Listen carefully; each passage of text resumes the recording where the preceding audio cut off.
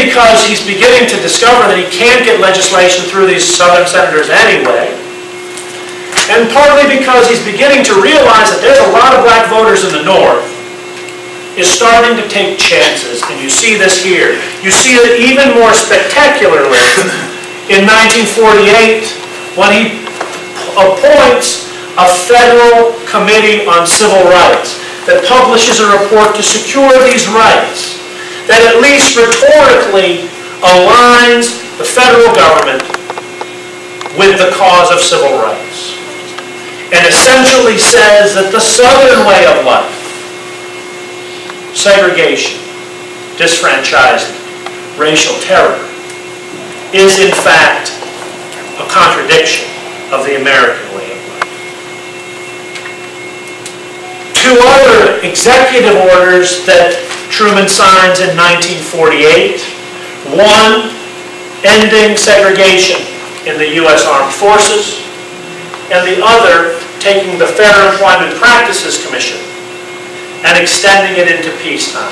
Some of you will remember David Kennedy talking about the FEPC, which Roosevelt initially created in order to forestall the planned March on Washington in 1941. And the idea was that any company that was getting federal dollars for war work, and that was to say all, could not discriminate on the basis of race. That was a wartime measure. As of 1948, it was peacetime. Now, there's something significant that you already have noticed. In some ways, I've already explained. Every one of these was an executive order, a presidential action. None of them came through the legislative process because Truman would not have had a hope in hell of getting any of these things through a legislature whose committees were dominated by conservative white Southerners. And here again, then this is sort of what I want to talk about. So I just picked, you could have picked any one of these. That's not the electoral map you imagine today, is it? This is 1920, the election of Warren G. Harding.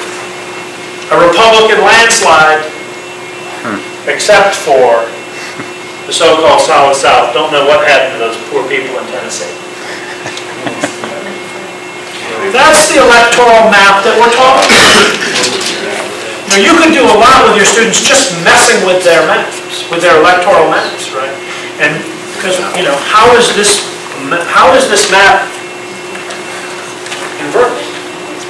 That's one of the stories of 20th century politics. So what happened in 1948, and to get back to Mike's question, the timing issue is interesting here. What happened is conservative white Southerners walked out of the Democratic Party. They created a thing called the Dixiecrat Party under J. Strom Thurmond of South Carolina, their presidential candidate. And in taking their leave from the Democratic Party, they said to Harry Truman, when we're finished with you, you won't be able to get elected dog catcher. Because there was simply no way, they believed, that Truman could win the election without the Southern electoral votes. And they were willing to do that to support or to essentially throw the election to a Republican, Thomas Dewey, who was Catholic, who was not a dry, was a wet, was pro-union. All of these things in order to punish Truman for his apostasy on race. There's a hand up there. What about, you're probably familiar with the fact that staunch a racist as Strom Thurmond would, he fathered a black child. We're going to get to that. We're going to get to that. And we're going to really get to that. That's what the lights on. What's that? You're racist with the lights on. Equal opportunity with the lights on. So, the Dixiecrats walked out. And here is the electoral map in 1948. Wow.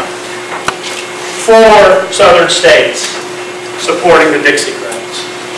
There's a replay of this recently that some of you will remember, because at Strom Thurmond's 100th birthday party, Trent said, you know, we voted for Strom Thurmond in 1948, and if the rest of the country had done that, we wouldn't have had all the mess we've had since. And that turned out to be the end of the political career of Trent Lott. We're going to have a lot of occasion to talk about that. Strom Thurmond's an interesting character to think with. Okay? Now, the comment that was just made, that's an old saw about the South, right? That Jim Crow ends when the lights go up. That's the oldest saw about the South ever. We also have to be careful.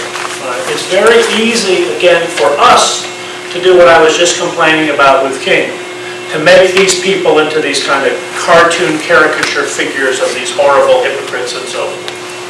They're complicated. And Strom Thurmond, in that sense, is a very powerful figure for us to think with. And we're going to have a chance to do so. This is a historian at Emory University, who I'm proud to say is a former student of mine, Joe Crispino, who is, he would be more proud to say, a Mississippian, who has a new book on Strom Thurmond that just came out. And Joe will be one of the teachers who's going to come to teach us later.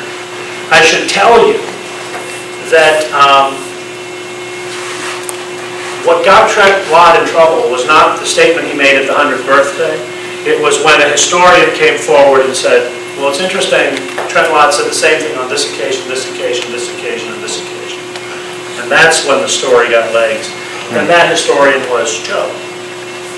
And it caused something of a rift in his family. And I'll leave him to tell you the rest of the story if he wishes to do so. Thurmond was, as a senator, leaving aside his career as a Dixiecrat presidential candidate, perhaps most memorialized for a 24-hour filibuster. In the old days, you Senate, I mean, I hate this. They're a bunch of pansies, these senators now. They just declare a filibuster. In the old days, you had to stand up on the lectern and keep talking. And the other side could call a vote of cloture anytime it wanted. And if they got 60% of who was in the chamber at that moment, filibuster was over and the thing proceeds to a vote. So you had to keep your troops in they slept in cots. So whenever a cloture vote was called, they could all run onto the Senate floor, and they wouldn't give up the lectern. He spoke for 24 hours. And Joe, this is the one part of the book, this is the one part of this lecture you'll remember. Joe actually consulted a urologist and did research, and yes, Strom was wearing a Wizinator attached to his leg. So, Joe even knows the model. He even knows the model. He might be able to tell you about it. The other thing, of course, that's very interesting about Strom Thurmond, there's a couple things that are interesting in it. He is one of the first Southern Democrats who then, the Dixiecrats go back into the Democratic fold, who crosses the aisle and becomes a Republican. So he personifies that great political transformation to which we were referring. And he is still in the Senate, talking about keeping your seniority. He's 100 years old. And of course, the other thing, and you've spoiled my surprise, but nonetheless, this is Essie Mae Washington, who was his daughter. A daughter he fathered, I believe when he was in his 20s, by a teenage domestic worker working in his house. And a daughter, it should be noted, who near the end of his life, he acknowledged, well, he didn't acknowledge her publicly, but he acknowledged her privately, and she used to go see him. And the Strom Thurmond Memorial, erected after his death, which includes the names of his children, now includes her name. He's an interesting figure to think with, and I'm really happy that Joe Crispino will be here to talk with you a bit about it.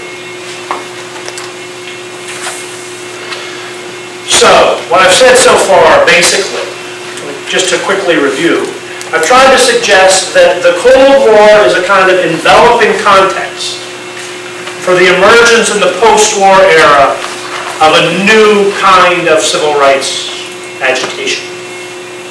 I've also tried to suggest that the logic of the Cold War cut both ways. On the one hand, restricting space for black dissent, lest you be branded a communist, and at the same time, in certain contexts at least, opening scope for black civil rights progress, so long as it was appropriately packaged as in keeping with the true values of the United States. And we've talked about how that is happening within the executive branch, and as you know, Truman did in fact win the election of 1948. Notwithstanding the Dixiecrat walkout. You've probably seen the photo, I should have put it up here. The Chicago Tribune had run the headline, Dewey defeats Truman. Truman the next day holding it up because he had, in part because of a massive black voter turnout. So the executive branch, stymied in the legislative branch, ultimately during this period you would also see dramatic civil rights progress in the third branch, the judicial branch. There's Thurgood Marshall, with other lawyers who argued the Brown v. Board of Education case.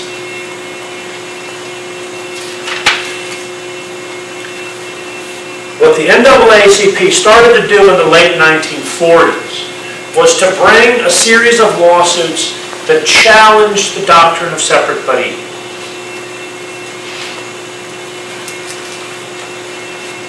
They were able to do so in part because there was a period, the Supreme Court's very interesting for lots of reasons. Because these guys serve for life, the political temper of the Supreme Court can last for a long time.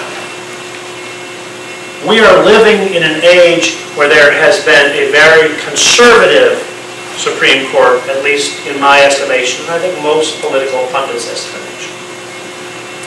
But from 1953, with the appointment of Earl Warren, to some extent even before Warren's appointment, 54 I think he's confirmed, as Chief Justice of the Supreme Court, really through the early 1970s, the Supreme Court is, particularly on racial issues, probably the most liberal branch of the three, just as it's the most conservative branch of the three today.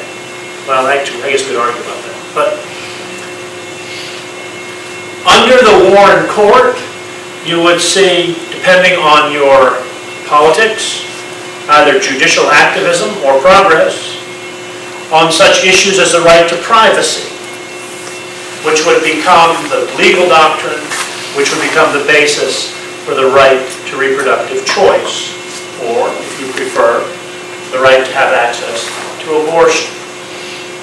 You would see a dramatic expansion of the rights of the criminally accused under the Warren Court. Every single one of us can recite the Miranda. Did you Mirandize them? They say on every one of these cop shows. You have the right to remain silent. You have the right to an attorney. We all know these things off by heart. That's a Warren decision. Miranda, I think it's Miranda v. Arizona. And particularly around issues of race. Begins to bring a series of court challenges against the doctrine of separate but equal. And how they do it is really cool, really